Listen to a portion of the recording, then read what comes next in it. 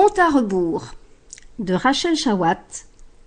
La suite du chapitre 9 s'intitule L'eau. Ruby de sa cruche versa l'eau si claire, si limpide, si désaltérante, que les animaux s'en léchèrent les babines. L'eau est d'une importance capitale dans notre pays, dit Ruby. D'ailleurs, que deviendrait un monde privé d'eau? Sais-tu ce que signifie l'eau, mon cher Steven, poursuivit-elle. L'eau dans notre royaume est la connaissance. Pour ma part, je suis toujours assoiffée. Que dirais-tu d'en savoir davantage, toi l'écrivain? Oh, ce sera une joie d'étudier avec vous dans mon pays. L'eau ne sert qu'à nettoyer, à boire, répliqua Steven. Ici, l'eau a de grandes vertus. Plus tu boiras de cette fontaine, plus tu verras clair en toi.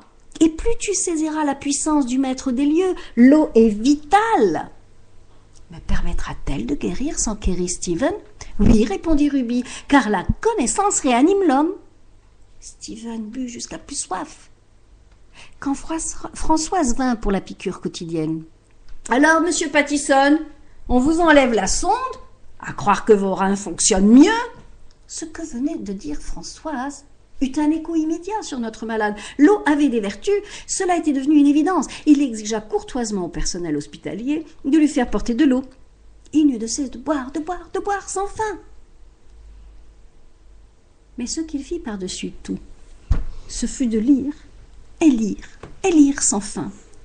Ce petit livre remis par Ioni lui servait tant. Il y apprit la nature, les animaux, les plantes, les oiseaux, les papillons, que Dame Nature avait bien fait les choses. Chaque livre étudié, Steven buvait cette eau de source si riche en vitamines, en minéraux, si utile à sa santé. La visite du cancérologue fut brève. Ce matin, le traitement de se poursuivre, comme il faut, malgré cela, il lui fallait encore vivre sous cette tente. Étrangement, ce jour-là, le plastique lui parut transparent, certes, mais pour une fois si différent. Le monde tout à coup semblait s'ouvrir à lui. Cette chose en temps normal, insipide, cette petite table de nuit, lui parut si belle tout à coup. Il vit la façon, le travail bien fait, les heures de labeur déployées par cet ébéniste pour sa conception. Il vit les choses, les gens, si différemment. Il prit le miroir pour la première fois et se trouva même agréable à regarder. Il s'humecta le visage. Ce jour était différent. Une force le poussait à refaire des gestes d'avant. Il demanda sa brosse à dents, ce geste autrefois si simple à exécuter. Il demanda à le reproduire après si longtemps. Il prit son peigne, machinalement. Mais hélas, ce crâne complètement dégarni lui fit prendre conscience de la dureté du traitement. Mais il s'en accommoda, caressa son crâne ainsi chauve, sa tête toute lisse, et le trouva beau. Ses yeux dans le miroir avaient pris un éclat, il y déposa quelques gouttes, et puis d'un coup son regard vide, si triste, rayonna. Il posa de l'eau sur ses oreilles, et pour la première fois n'entendit pas le vacarme des machines.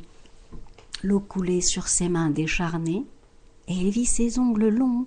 Et au même instant, cette sensation étrange, il eut l'impression que tout son corps était fait de cette même corne transparente, au point qu'il put y voir au travers. Il y vit ces petits globules blancs et rouges virevolter, faire la fête, ceux à chaque gorgée. Il comprit qu'il était en bonne voie et que de simplement y avoir cru avait fait ici toute la différence. Après tout, ne dit-on pas santé quand on lève le verre? C'était Rachel Chawat.